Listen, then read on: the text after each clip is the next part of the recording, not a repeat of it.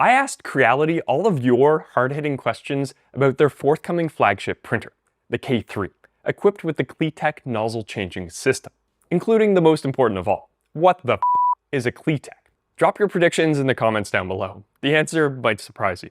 They gave me exclusive access to their product specialists, who were able to provide some rather interesting insights into this printer, how it works, and what the roadmap is for the rollout.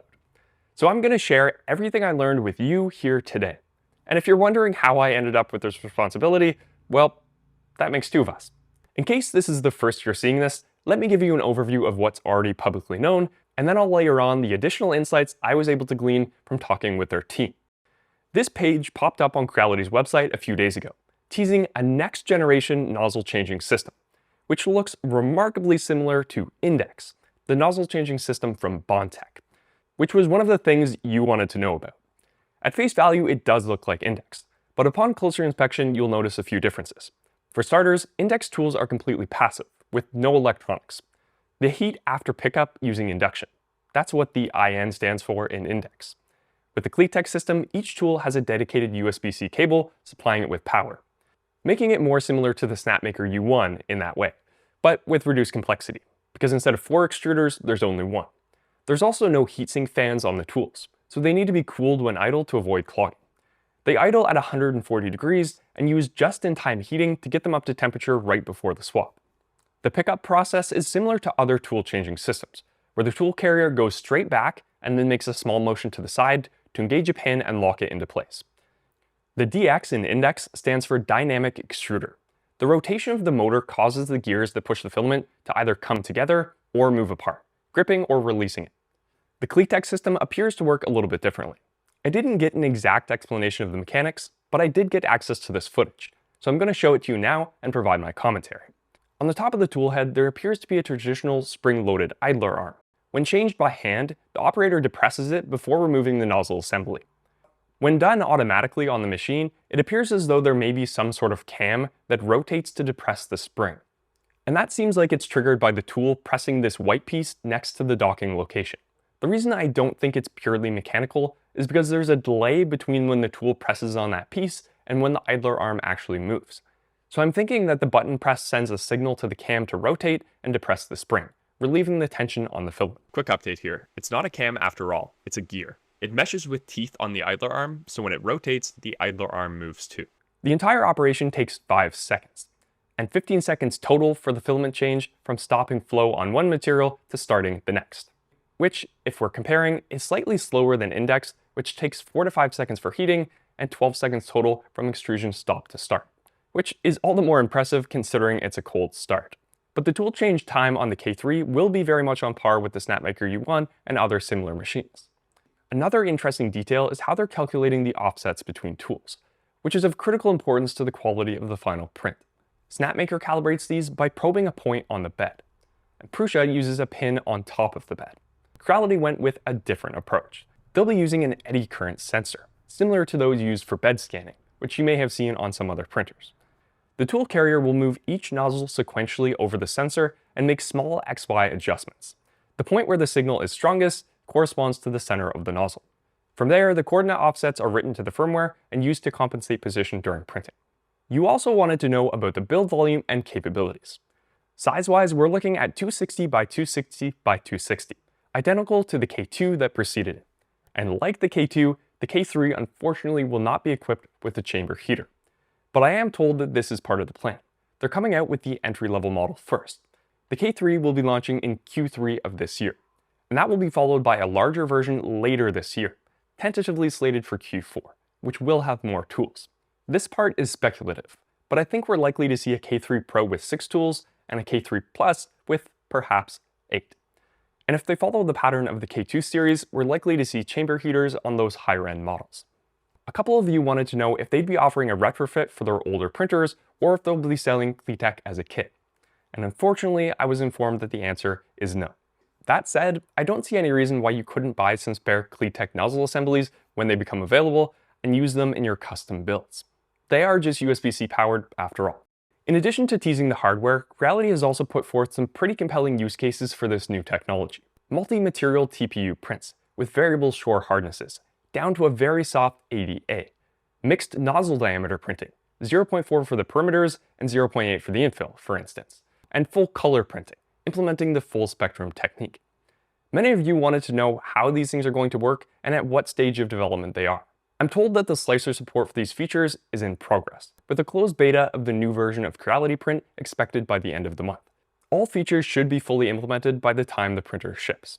And for the record, since this seems to be often misunderstood, Orca Slicer already supports printing with multiple nozzle diameters. In fact, it has since 2024. Yeah, way back then. As far as the full spectrum implementation, I don't have details on how they're approaching this. We now have 3 different implementations for this technique in 3 different slicers. So if Creality takes their own approach, that will be a 4th. I hope for everyone's sake that these companies can get together and eventually consolidate on a single standard, because for now at least, the files aren't interchangeable between them. As for TPU printing, that's an interesting one, and this topic gives us some deeper insight into the makeup of this machine. According to their claims, they were able to achieve reliable TPU printing up to 15 cubic millimeters per second, thanks to their so-called S-drive feeding system, which is marketing speak for pushing and pulling at the same time. This keeps slack on the filament and reduces the contact area with the walls of the PTFE tubing, allowing it to move more freely. This is actually the same approach used by Bamboo with their TPU assist motor, which they sell as a separate add-on for their printers. On the K3, it's not an upsell, it's part of the package. The pushing is accomplished using the CFS. Not the full-size one or the CFS Lite, but a new addition to the lineup, the CFS Nano, the same one they just released for use with the SparkX i7. And in this way, the K3 will likely end up bearing a resemblance to the Elegoo Centauri Carbon 2, with its side-mounted canvas filament feeding system. When asked whether you could connect a dedicated CFS unit to each of the K3's tools, the answer was maybe. Nothing confirmed yet, but they are investigating the possibility, which would make it much like the sidecar system the community has developed for the Snapmaker U1. And unlike the U1, the K3 has an integrated filament cutter in the printhead, which would be all the difference to making that work reliably. No need to retract the filament out of the melt zone, just cut it and purge the excess. So even if that isn't a feature at launch, it sounds feasible to implement down the line. One of the things that I'm most looking forward to in this next generation of printers is ease of maintenance. The hot end assemblies are more accessible than ever, so if one happened to get clogged, you could just unplug it and take it off the machine for service. And with the nozzle assembly removed, the extruder gears should be pretty easy to access too. A few of you wanted to know about the machine's firmware and the openness of the platform as a whole. And I'm glad to report that they're sticking with the Clipper firmware of the previous generation K-series printers. But, and this might be a big but for some of you, it sounds like they're planning to remove the option for root access, which is pretty disappointing to hear. So if that's something that matters to you, let me know in the comments and I'll pass along the feedback. A lot of you inquired about long-term reliability and support for this product. On the first point, I'm told that they've tested longevity up to 80,000 cycles for the nozzle swapping.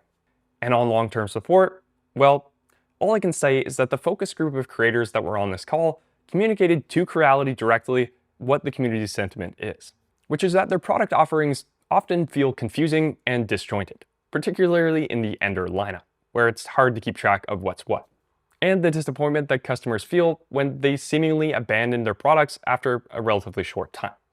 From my perspective at least, the K-series has been a step in the right direction.